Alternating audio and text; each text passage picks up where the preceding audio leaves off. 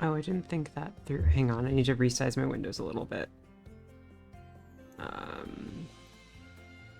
Because I need chat to be on screen, so let's do that. And then just like shove you over to the side. Why did you get smaller?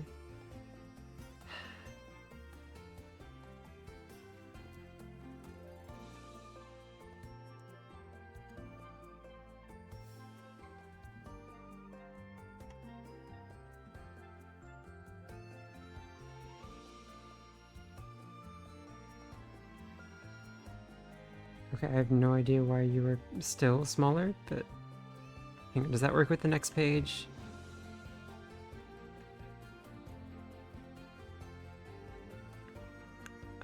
So if we put you there, then that looks like it doesn't. Why did the zoom change when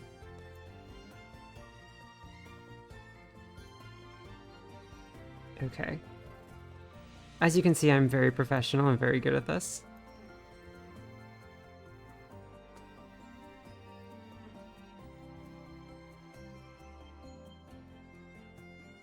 And excellent at planning ahead.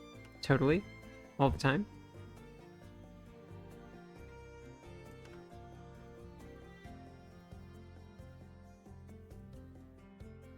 Okay, there we go. That's pretty good. Alright, so yes. Hi everyone. It is Return of Luminaria music. Time for another reading stream. No, and oh, what just happened there? Hang on. LibreOffice is not entirely perfect. Yes. But alright, yeah. So, okay, I know basically nothing about this book, story, whatever you want to call it, except for the fact that it has 19,000 words in it, apparently, and has approximately 5 characters. Or five recurring characters, because that was the one stipulation I gave, because I didn't want to have to remember more voices. Okay.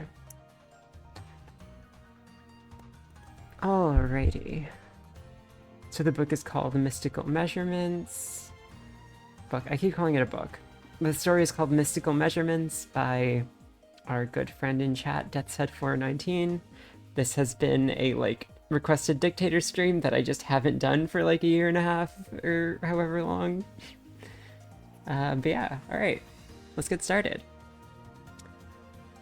Mystical Measurements.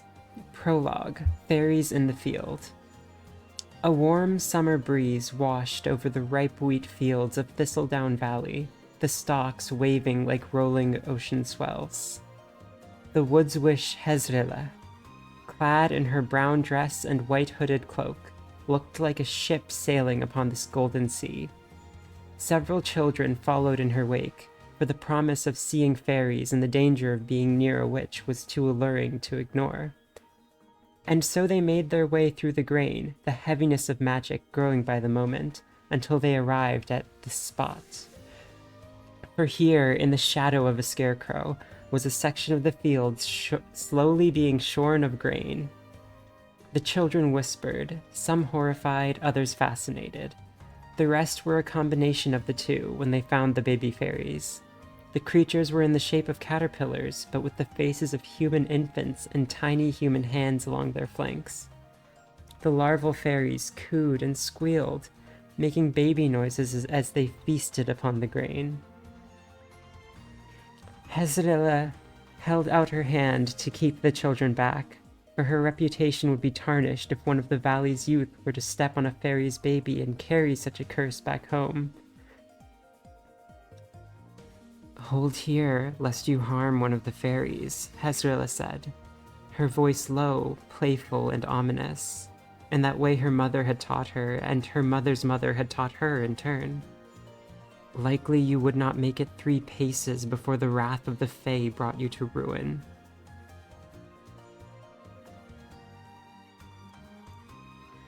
The children hushed at that, one boy turning on his heel and running back through the field in fear.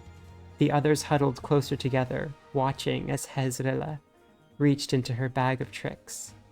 With a powder made from the dirt of the forest, the essence of walnut flowers, and captured moonlight from a clearing in the forest, she cast a spell over both the caterpillars and the adult fairies, sleeping in the tattered coat of the scarecrow. For a moment nothing happened, Hezrela kneeling down, taking her staff in both hands as she murmured for intercession from the forest daughter Fofrelon.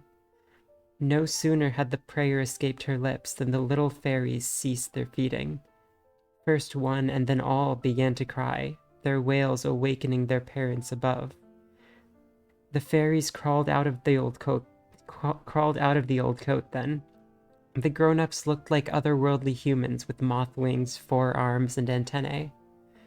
6 in all came down to check on their young, one of the women glaring at Hezrela with a suspicious glint in her eyes. Yet she too was under the spell and could sense nothing amiss. After trying in vain to calm their young, the elder fairies took hold of the grubs and began to fly them into the forest. Elder and child alike called to magic of their ancestral home. Before long, the last of the fairies departed, the children whispering to one another as Hezrela cleaned up.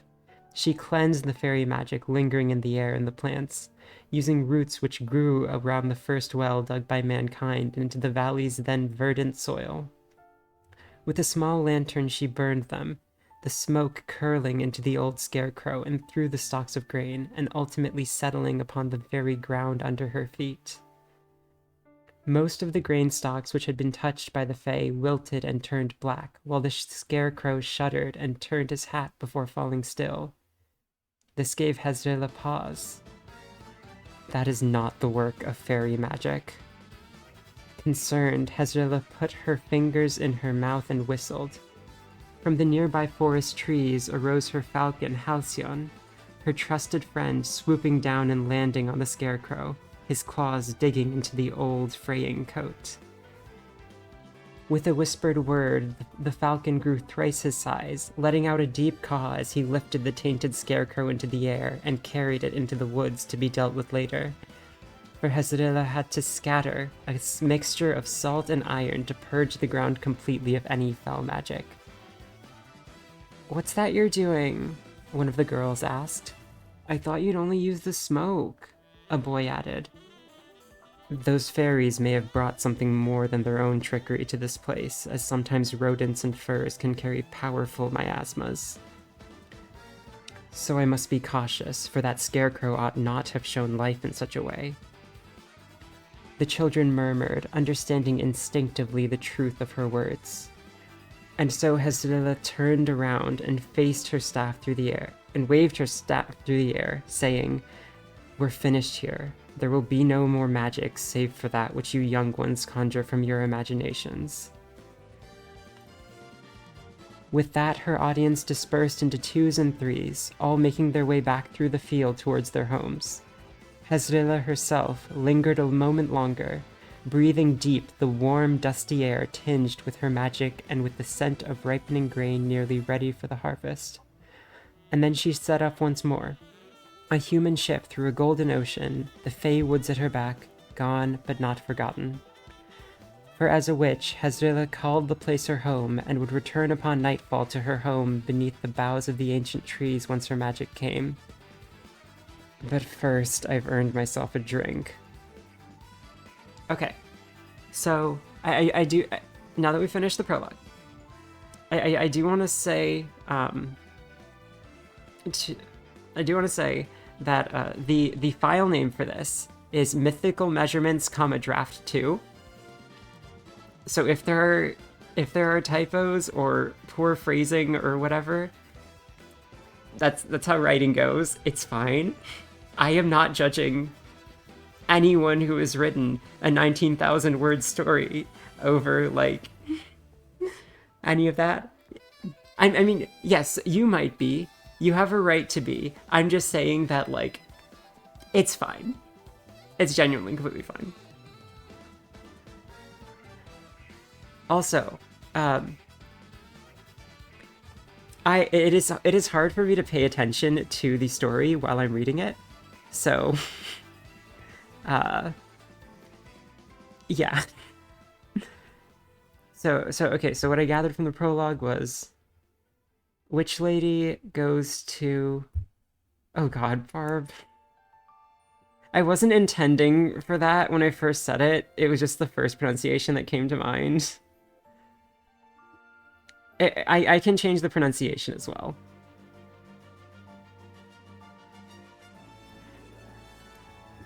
I just thought that Hezril didn't sound.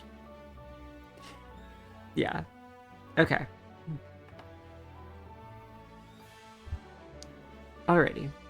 It's also because I am rolling my R's something fierce. Alright. Sip of water, then chapter 1.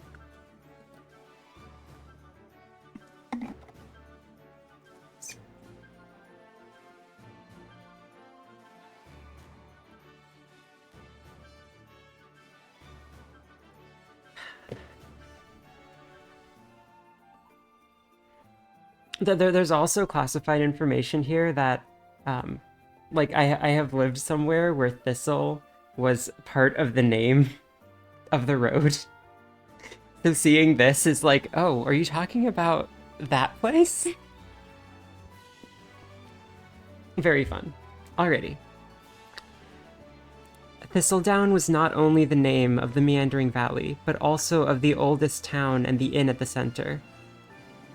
14 houses stood around the rough crossroads, each one home to a trader or craftsman who plied his or her trade in the valley. But the inn, 3 towering stories high, with private rooms on the upper 2 floors or space for blankets upon the long tables of the lowest floor, was the focal point of the town. Oh, also, if there's any issues with, like, being able to see the words or being able to see chat or, like, audio bouncing or anything, just let me know.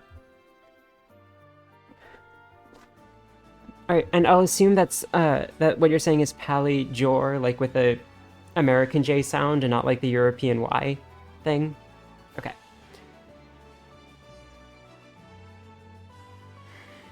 It was here where traders and old farmers did their business, hashing out how much the grain or roots or animals would trade for.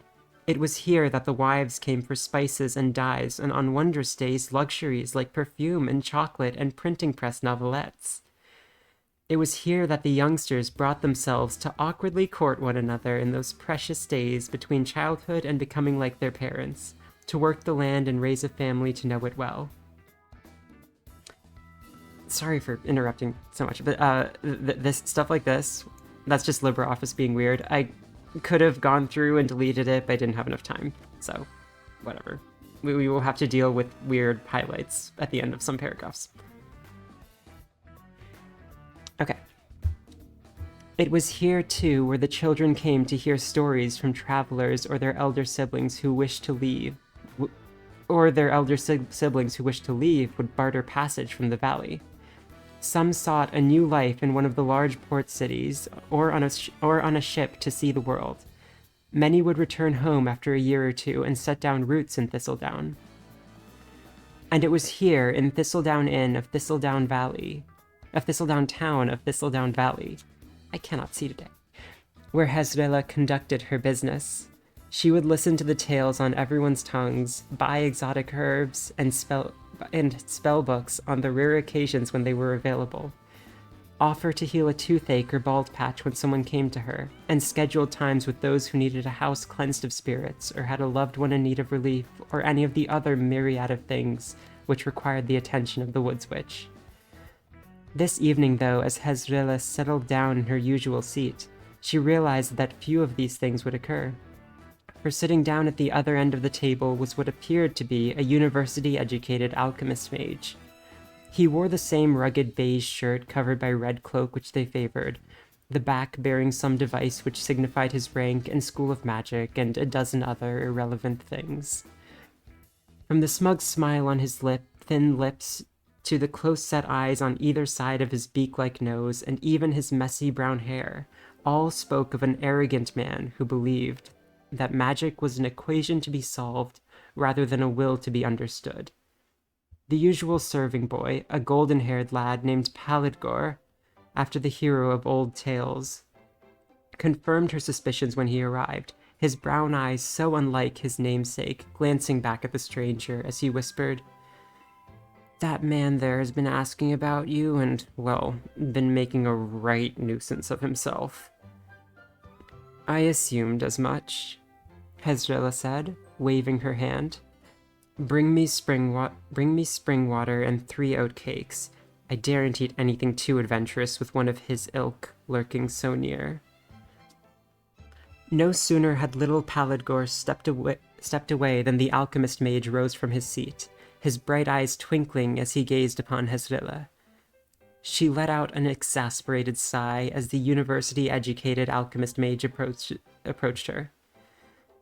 "One who believes that magic could be reduced to numbers and equations on a chalkboard or paper," Hezrilla thought bitterly, clutching her hands together. She had run into 2 of his kind before, the first selling a cure-all which had fixed the coughs of everyone who had come down with the sickness, and then caused their teeth and hair to fall out. It had taken many moons to restore those poor souls who had been taken in by the man. And the second one had been more insidious, doing odd jobs and generally being innocuous while trying to ingratiate himself. Also, he could copy down Hezrilla's techniques and bring them back to his college for testing. The Woods Witch, of course, had been wise to him, knowing that one of her kind, a man out of Brechtier, who had lost his powers for 3 seasons due to an alchemist mage's meddling, and was only now, years later, coming back to his full power. These fools fail to realize that not everything can be put down as a number, that the sources of power are living things with wills and wants and needs. And by ignoring such fundamentals of magic, they court the wrath of real power. And so when she had caught him trying to sneak into her cabin, she had turned him into a squirrel and sent her falcon to chase after him. For some reason, he had cleared out shortly after turning back. And now another one has crawled from the woodwork. Why do these fools never learn? "Hello there," the alchemist mage said in a sickly sweet voice, easing himself into the seat one space away from Hezrilla. "My name is Brethala, and I have traveled a great distance to speak with you." "Then you have my condolences, for I have nothing to say to you, Mr. Brethala." "Is that the way of it? Will you make me look over this little valley myself to document the magic here?" You could no more document magic than you could capture the wind in a bag and release it for later use. As it so happens, the university is working on a fan which can capture the power of the wind and store it for later. "Of course you are," Hezrilla whispered to herself, closing her eyes as she imagined the idiocy, like children playing with fire. "Please go." "Sorry, I've only now just arrived, and—" "Begone from my valley now," Hezrilla snapped, sliding away from the young man. I have every right to be here," Brethala tutted. He drew out a little notebook and opened it on the table. "And every right to investigate magic where such forces lurk in our realm." "Then you will do so alone," Hezrilla replied, turning her head away. "Please, I had to deal with 2 of your kind before. Don't make me do so thrice." "Come now, Hezrilla, we ought to be partners in this. We're both of magic and know well its rules and limitations. It's simply a matter of comparing notes and sorting out the details."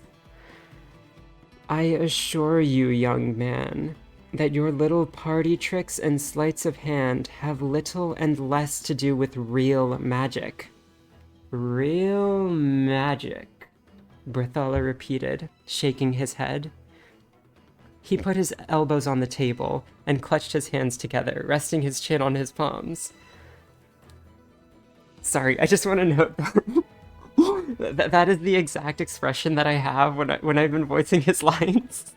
Elbows on the table and resting my chin on my palm. Or not my palms, I'm doing it on the back of my hands, but like basically the same.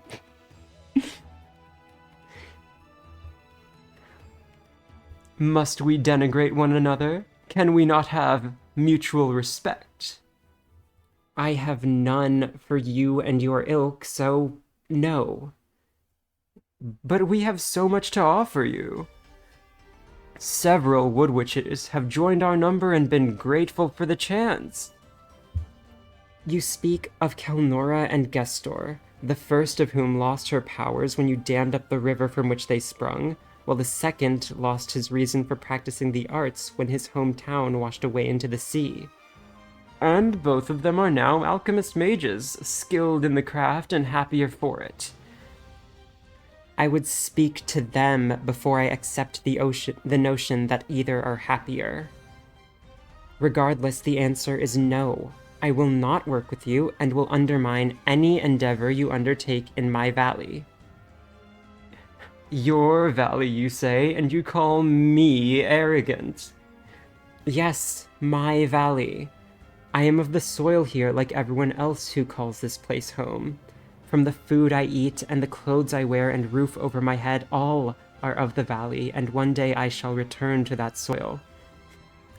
Yet you wear cloth bleached by imported agents. Your trinkets are stashed in a bag, bearing a stamp from a far-off leather workshop, and I have it on good authority. Silence!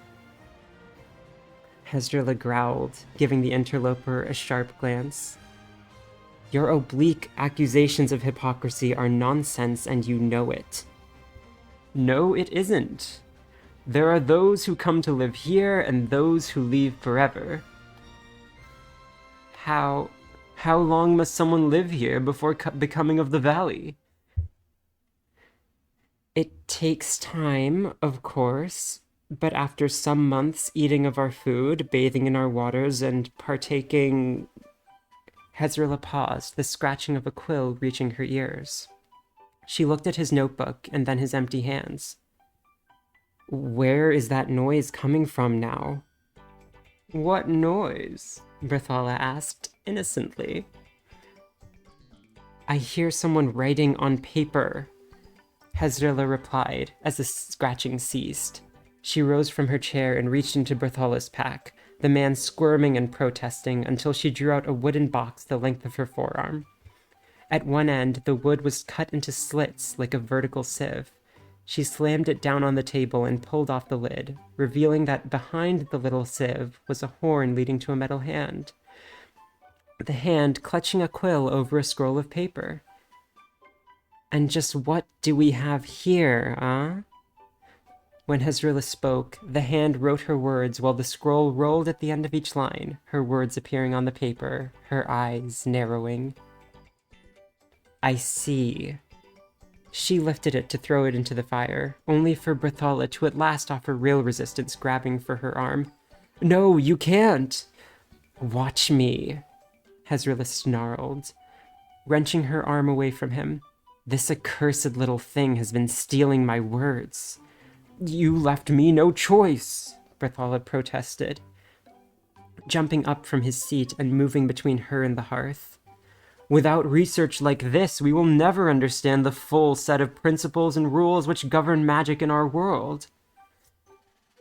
That is where you stumble in the dark, for these powers are not of our world, but run through it from another or run from ours to theirs. You could no more write a comprehensive rulebook for magic than... Hezrila trailed off when she noticed the excited look in Berthala's eye, waiting for her to finish and let him jump in with some arcane example to counter whatever analogy she could speak. With a harumph, she rose from her seat instead. Never you mind, young man, I am finished with you. Take my advice or do not. Wait, what were you going to say? Berthala asked. Something on the poetic nature of reality, but your kind care nothing for such things, and I would rather not waste my breath. Hezrilla turned on her heel and marched towards the door, shooting the unfortunate Peladgor, who had been returning with her food, a rueful glance. No food and camaraderie for me this evening. To her consternation, the young fool Berthala gave chase, hurrying up to her and following at her heels like a begging puppy.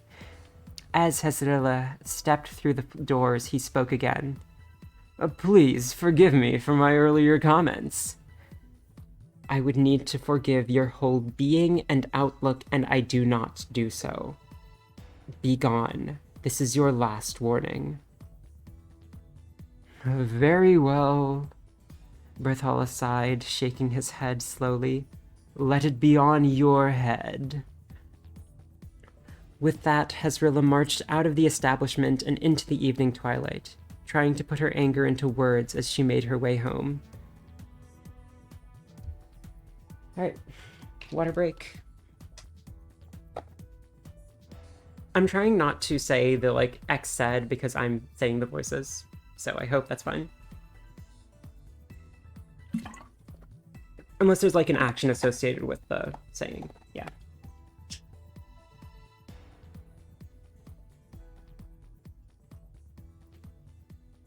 Hezrilla's falcon, Halcyon, waited for her over the door of her little cottage amongst the trees, tilting his head as she approached. The home looked from a distance more like a hill or mound of wood than a dwelling, the roof green from moss and thick like fresh fallen snow. The walls were all at angles, made from logs which looked fresh as the day they had been cut, while the windows formed natural shapes. A small brook babbled around the backside, powering a little water wheel which drove a grinding stone Hezrilla used at times for special medicines or for her bread when her payment was in fresh barley or wheat. She opened the hourglass-shaped door, the musty smell of natural magic washing over her like a soothing balm. Inside the long room was a counter along the back wall which included her grinding wheel, her sink with the pump from the creek, and the hearth stove which warmed her dwelling and cooked her food.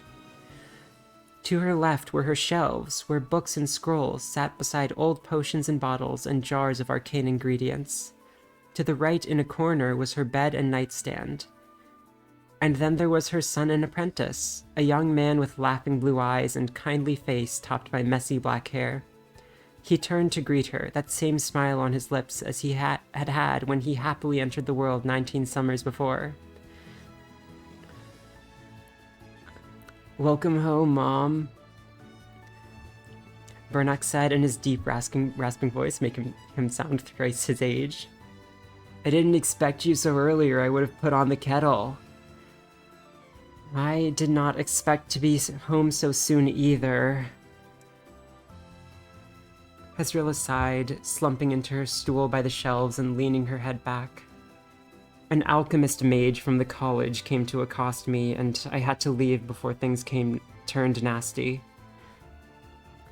Did those stuffy fools learn nothing from the one you turned into a squirrel? Alas, it seems not, Hezrilla replied, shaking her head slowly. What will you turn this new one into? I have half a mind to lure him into the fey heart of the forest and let the elfin creatures have their way with him. You wouldn't do something like that. No, I would not. But there are times when the notion tempts me. We all have our weak moments. Burnock turned, taking up the iron kettle and hanging it by the pump, a loud squeal filling the room as he worked the handle. Why are you selecting that? Oh, you're not selecting it, that's just the color. I see. Alright. What shall we do with him? There's little enough which can be done, save for keeping an eye on the fool and making sure he doesn't tamper with anything important. Would you have me watch him tonight? No. Concentrate on your own studies, your own needs, and leave this matter to me. Bernock nodded, taking the filled kettle to the stove. He stoked the fire with a few fresh pieces of wood before preparing 3 wooden mugs with tea. Hezrilla smiled, taking a book down from the shelf to read. She leafed through the old pages, not really reading the lovely poetry about the Moth Witch and her mantis lover in the Valley of the Moon. It was an old tale she knew by heart, though passing her eyes over the words helped focus her memories. Before long, there was a whistle and the lovely herbal aromas of tea. Hezrilla put down her book and held out her hand, taking a cup of tea and soft butter cookie from her son.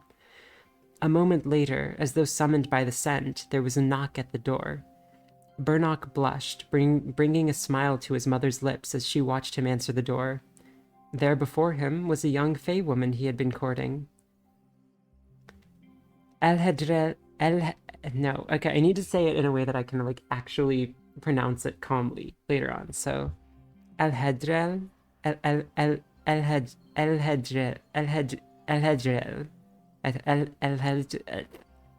I'm twisting my tongue saying this. Eladril. Yeah, okay, I'm just not gonna pronounce the H. Eladril. There we go. Not perfect, but it's something. Eladril was thin and willowy, with moon-pale skin and silvery hair and ears which came to long, narrow points. Her slit eyes shined like opals in the thin light, while her body was cloaked in a gossamer dress. 2 pairs of ethereal wings, like those of a dragonfly, lay folded against her back, blending into the fabric of her dress, while her feet were hooves like a goat. For a moment, Eladril stood there on the threshold, folding her hands behind her back as she murmured, "Hello, Bernock. Good to see you." Good to see... no, wait, what was his voice? Good to see you too. He agreed, rubbing the back of his head. Would you like a cup of tea? I would.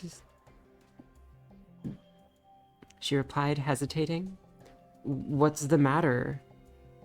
Bernock asked, frowning as he brought her a steaming cup.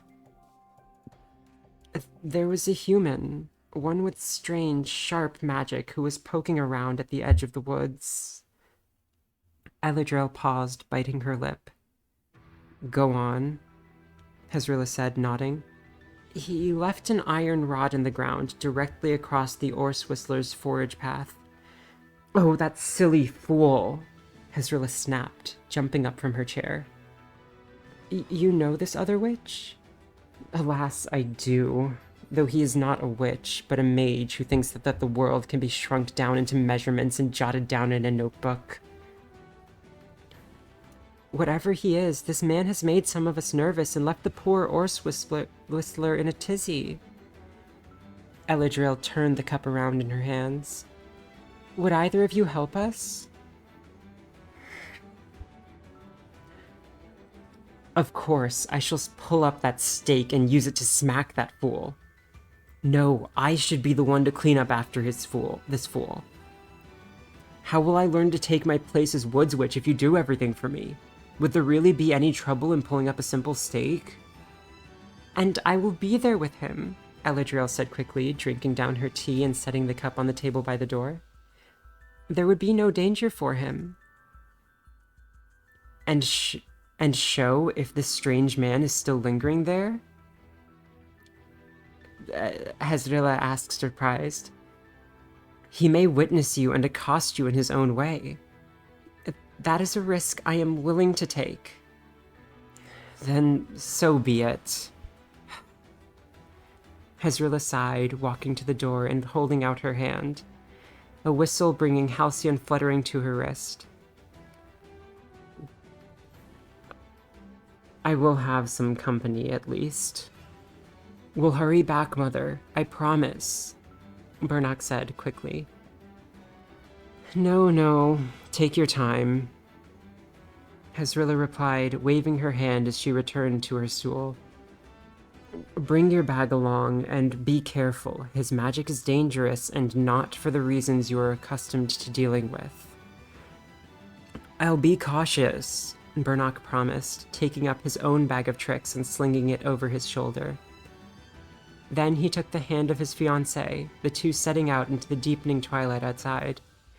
Hezrilla sighed, stroking Halcyon's plumage as she cast her gaze out the window, wondering what her old lover Mendoc would make of the interloper who threatened all she held dear.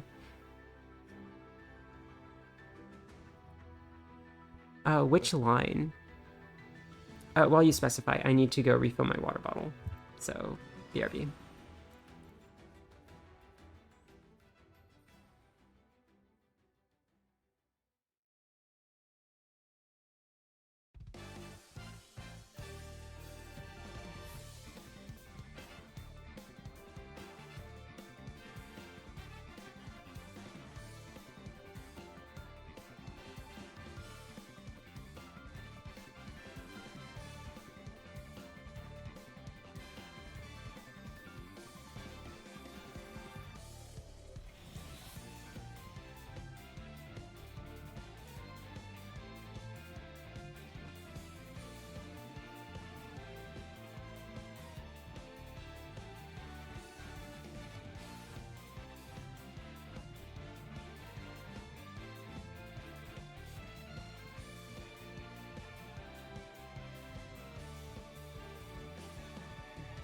The way that I interpreted that is show as in, like, show yourself to the strange man if he is still lingering there.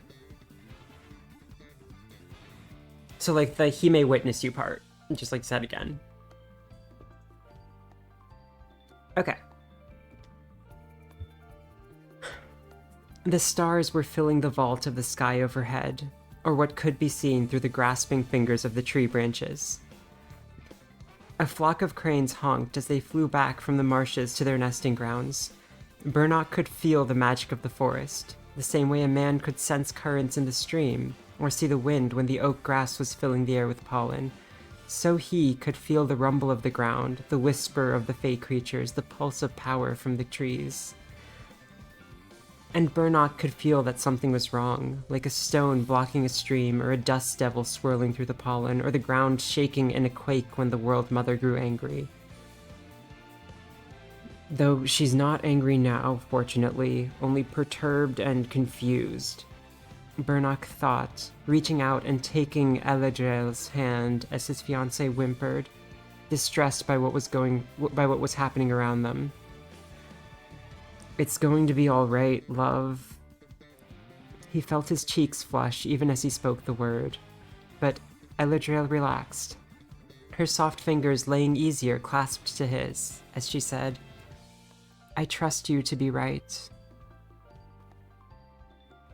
If I'm not, Burnock said firmly, then I shall endure the same fate as you and the forest and all of Thistledown Valley. Stop talking like that, you doomsayer. You know well what putting that sort of notion into the world may bring. Burnock nodded, blanching as he said, Forgive me, I was not thinking. It is a shortcoming of your kind. As is mine, lifting our minds to the heavens and leaving them there for months at a time. We balance one another out, or so I hope. No sooner had he spoken than Burnock put his foot into an abandoned burrow of a mock mole, only the tight grasp of Eladriel's hand keeping him from falling flat on his face. The two laughed together, Burnock shaking off the dirt as they continued on towards the forest edge. The last purpling light of the setting sun lingered over the landscape when the two arrived at the little brook which marked the boundary between the Fey forest and the human fields. The Orse Whistler and her little brood were there, a creature with the head and neck of a swan, the body of a turtle, and the feet like a frog.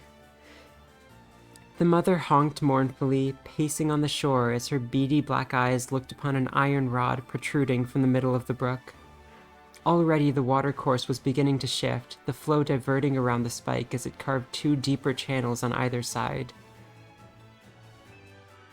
Burnock grimaced, splashing into the water and taking hold as he said, If I left much longer, this would If left much longer, this would lift an island of division from the brook. Why would that foolish man leave that here? Eladriel asked, leaning down and offering her comforting hands to the oars whistlers.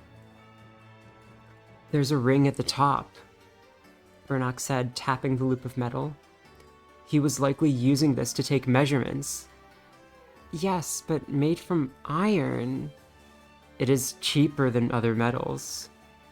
True on its face, yet... I know. He may have left us a warning. Burnock took firm hold of the rod, glancing back at his fiancée. If I pull this up now...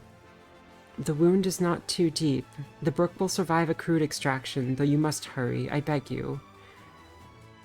Burnock nodded, taking the rod in both hands and pulling the metal free of the soil. For him, it was a simple matter of lifting a pole from where it had been stuck and dragging it out into the field where it could be disposed of without interfering with farmer or fae. Yet for the oars whistler, it was life itself, the mother making the honking, whistling noise which marked their kind, leading her little brood over the creek on the ancestral trail. Burnock smiled at the little family paddling across the ground like it was water, walking back to Eladriel. There he found his fiancée uttering an incantation over the spot where the pole had been driven, her face contorted with concentration. The clay and silt below were rent as though by the gash of a knife. Eladriel's words slowly closing up the wound as mud billowed up like blood. After a minute speaking in her Fae tongue, the gash closed with a final spurt of muck. She let out a long sigh, leaning against Burnock. So much damage done by a single man with one implement. Do you think it was maliciously intended, or the act of a careless fool? I cannot say. Though I felt no lingering malice here, his magic is unlike anything I have heretofore encountered. Then we'll deal with him on the morrow, Burnock said, caressing her back. For now, we need to settle in for the night and not grow overly alarmed. How can you say for sure what's overcautious and undercautious? I can only go with my gut and what I've seen before. I don't have the world measured like that other guy. Nor should you. Eladriel sighed, lifting herself from Burnock and looking him in the eyes. Then she took his hands, leaving him back into the woods as she whispered, "Let us hurry back. I have a notion that we should enjoy tonight together on our own." I look forward to it, Burnock said, feeling an excited shiver through his middle as he left behind the healing wound in the ground and let his fiancée lead him back into her world of fae magic, which twined so well with the humans of Thistledown. And then they fucked? Question mark?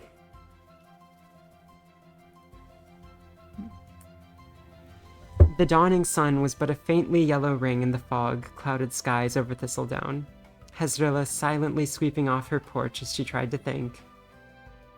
Too preoccupied to whistle, she instead turned her mind to the alchemist and how she might foil his attempts to ruin her valley by measuring the whole thing.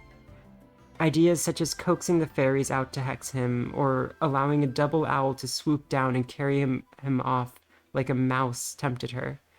Yet both would lead back to her and likely bring more alchemist mages and worse unto her woods. Yet as a working witch with a whole valley looking to her, Hezrilla's mind could not long concentrate on a single subject of worry. It was Halcyon's cry which warned her of the farmer's approach, her senses soon kicking in, telling Hezrilla that old Thorgos had come for help with Nelerut again, and had several neighbors' concerns on the tip of his tongue as well. So Hezrilla set aside her broom and took up her bag, making herself look presentable before her soon-to-be audience of one. The bushes rustled and parted as the large bearded man stepped through, his overalls and straw hat peppered with leaves and tangled lengths of vine. He brushed himself off in a futile attempt to make himself presentable, then took off his hat and cleared his throat. "A witch of the woods? This old farmer comes hat in hand for aid.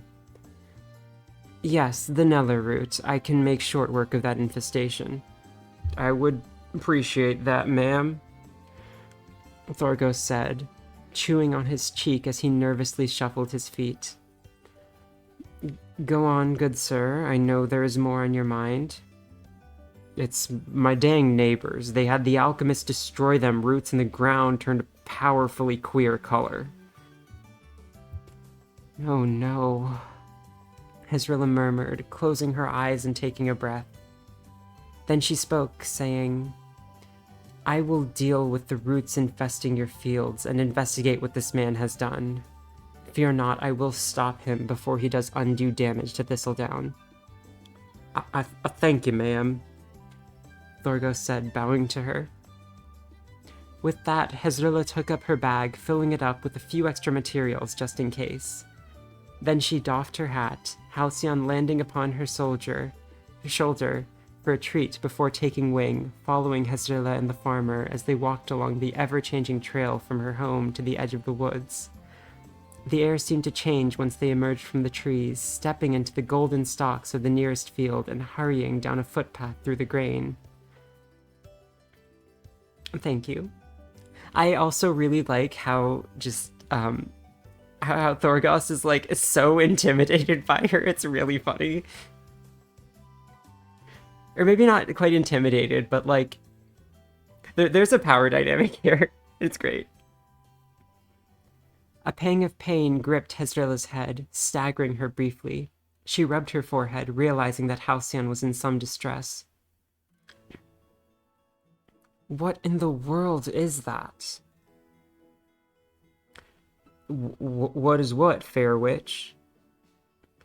Nothing which should bother you, she replied, increasing her pace once more. Indeed, Hezrilla was running at full speed by the time she came to the site of the alchemist mage's damage. In the middle of a rye field was a patch of bleeding ground. The dead Nellerut had turned black and bloated, while the soil wept a noxious yellow ichor, forming several pools amongst the now-dead grain stalks. By all that's holy, what is this? Hezrilla asked, kneeling down in the field and tentatively prodding the yellow corruption with a spell of identification. To her horror, the gunk popped at her magical touch, a fizzing effluent staining her dress, the colors running on the fabric already. Evil, pure evil. The mage told us that it would remove the root permanently. I feared that he meant it would remove the root by poisoning the soil. And you're not far wrong, Hezrilla said, opening up her bag of tricks with trembling hands. I am not certain how to remove this blight upon our lands. Might we cart it away and throw it in an old mineshaft? No, something like this must be purified, else it will fester and become something far worse than this mere stain on the lands. What of my fields? If the root should bloom during the night, I will deal with your infestation once I have the slightest notion of what this is. Mightn't you ask the mage himself? I would not understand his magic no more than he could understand mine. Hezrilla took a deep breath, forcing herself to not dismiss the man. Please, wait a few moments and I shall then deal with your root infestation. Thorgos nodded, falling silent as Hezrilla worked. As her shock and confusion faded, Hezrilla grew angry as she took stock of the noxious infection in her valley. She cast several spells to keep the effluent from spreading, then spooned a few samples of the yellow ichor into glass jars for later testing, making sure to seal them completely by melting the glass closed so as not to infest her bag. When dust of the forest and soothing feathers of a knocker failed to move the infestation, Hezrilla reluctantly rose to her feet and followed Thorgos to his own field nearby. Yet the noxious ooze remained front and center in her mind, something worse than a weed which lured children from their beds or pets from their sleep. For I have no notion of what it truly does, not even a glimmer of insight which comes from long years of working with magic. and that frightens me more than any cursed weed. The first inkling for Burnock that things had gone awry was when he opened the front doors of his home and found the inside stinking with some hitherto unknown scent of foul corruption. The noxious odor reminded him of a rotting banana from the tropics and burning pitch, though somehow fouler 1,000-fold times. Burnock coughed, waving his hand through the air as he called out, Mother, what's happened in the house?" "An experiment gone terribly wrong," came Hezrilla's reply, her voice carrying in through the back window. Burnock coughed again, backing out of the door and circling around to the rear of their home. Here he found his mother standing beside the river, a small fire pit at her feet, while a log served as her counter, topped with various ampules and jars and 2 spellbooks. Hezrilla herself was washing out an iron cauldron in the book, her face ashen and eyes weeping. She glanced back at her son, offering him a wan smile as she said, "It would seem that trying to find a cure for the alchemist mage's elixir is not an indoor activity." "What in the world did he do?" "There was an infestation of Neller root rising in 4 of the nearby fields, and that man convinced 3 of the farmers that he could solve their problem permanently." "But is not the only way to be sure of permanently ridding a field of Neller root destructive to the fields?" "Yes, it destroys the fertility of the ground for 3 generations, and while it is sometimes necessary for particularly virulent infestations, these fields might have easily been cleansed and remained free for 10 summers or more if the divines were good." "What will we do now?" Burnock asked, kneeling down beside her, tracing a finger across the water. "On the subject of the noxious filth, I can see no alternative but to bottle it up inside sealed glassware and carefully store it away where the files are unlikely to break." She straightened up. "For the alchemist mage, that is a larger question. I will confront him once more with the mess he has made. And when that fails, I'll try speaking to Creether. I'll try speaking to Creether about getting rid of him, or perhaps acting to dilute his awfulness until Brethala grows bored and moves on to some other obsession of his kind." "And if he doesn't grow bored? Must you ask questions like that?" Hezrilla sighed, giving her son a weary glance. "You know well the answer to that." "Do I?" Burnock rose then, looking over the clearing as he said, "We have made our home here for generations, keeping the Fae and other fell magic from injuring the farmers of Thistledown. If there is no alternative, then this Brethala is an invader risking that ancient balance for his own selfish gains." "Do you imply that we should kill the man?" There was a chill in the air then, a cloud moving over the sun and bathing them in shadow. After a moment, Burnock could only nod, whispering, "Or perhaps allow the man to fall into a deadly situation and refrain from offering him a helping hand." "Let us not put such dark sentiments into the world," Hezrilla said, though there was no weight behind her words. She set down the scrubbed cauldron, letting out a long breath. Then she turned to her son, saying, "I will need you to visit the glassmaker Dordloth in his shop. At least 20 gallons worth of storage space, and one of his apprentices will need to be present to seal the jars once the job is done." I'll see that it's done," Burnock said, rising back to his feet. "Yes, and after that we need to air out the house." Need some water.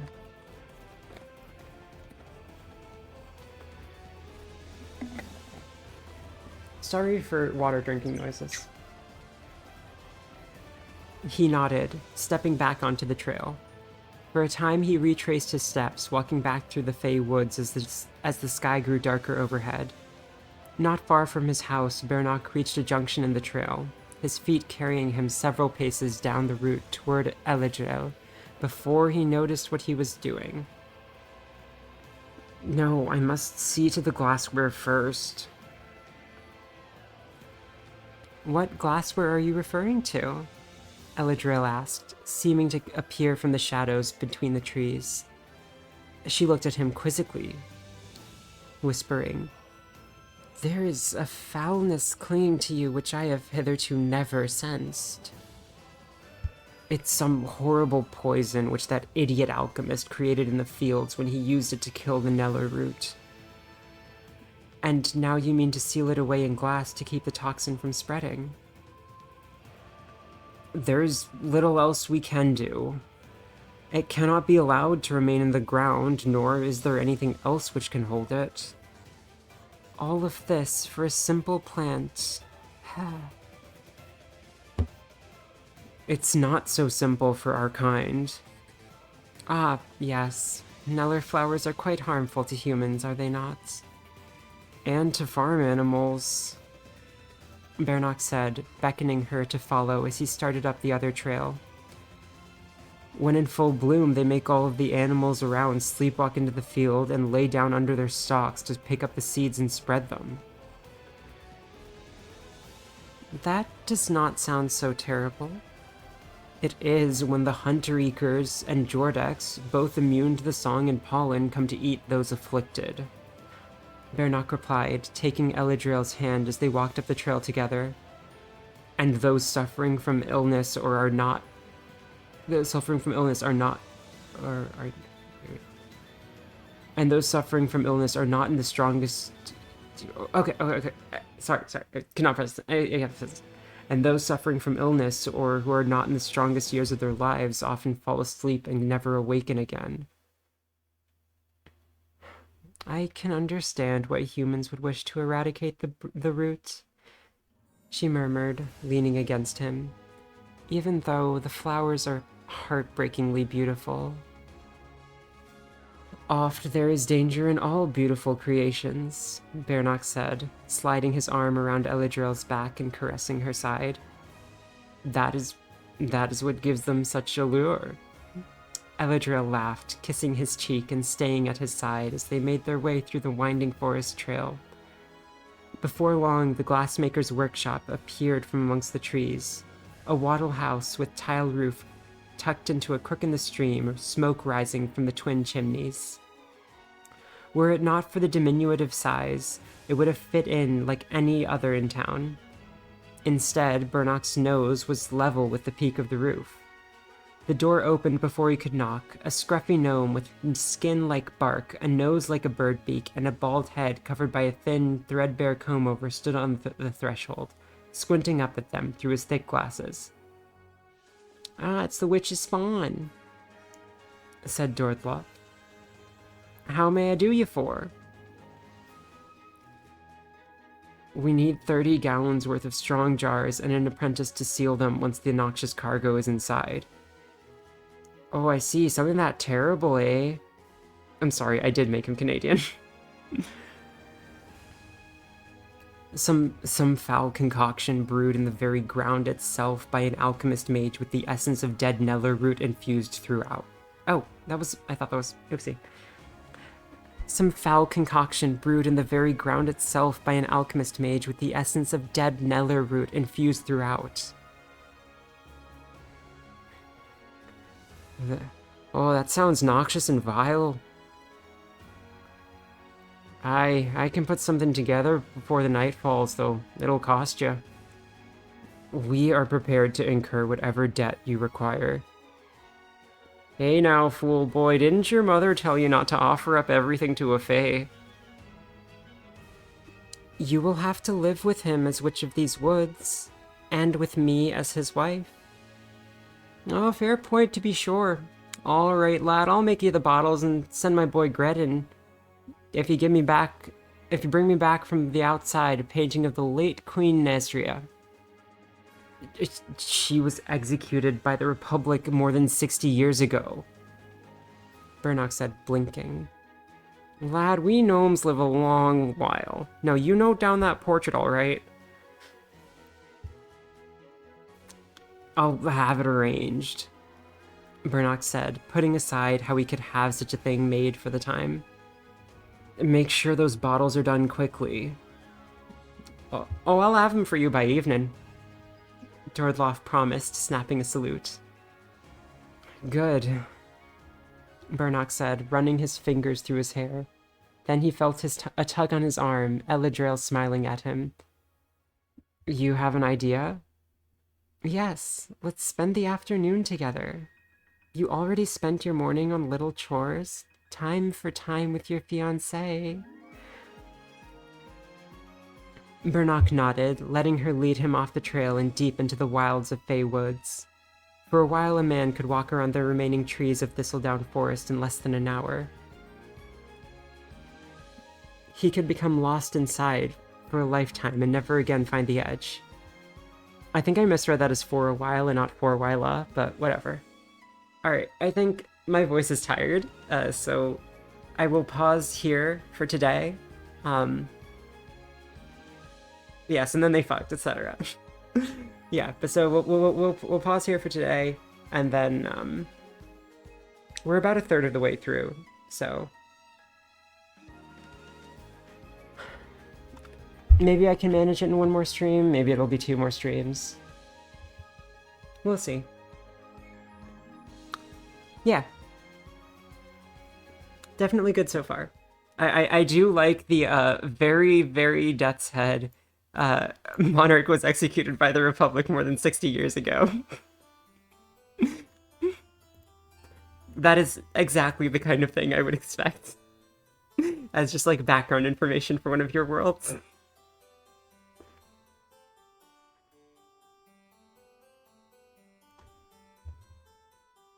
Alright, let's see. Is there anyone to raid? I can't see anyone. Yeah, we have not had many JJ Cord related streams in a good bit. Unfortunate. But that's okay. Thanks for watching. Go to wherever you wish.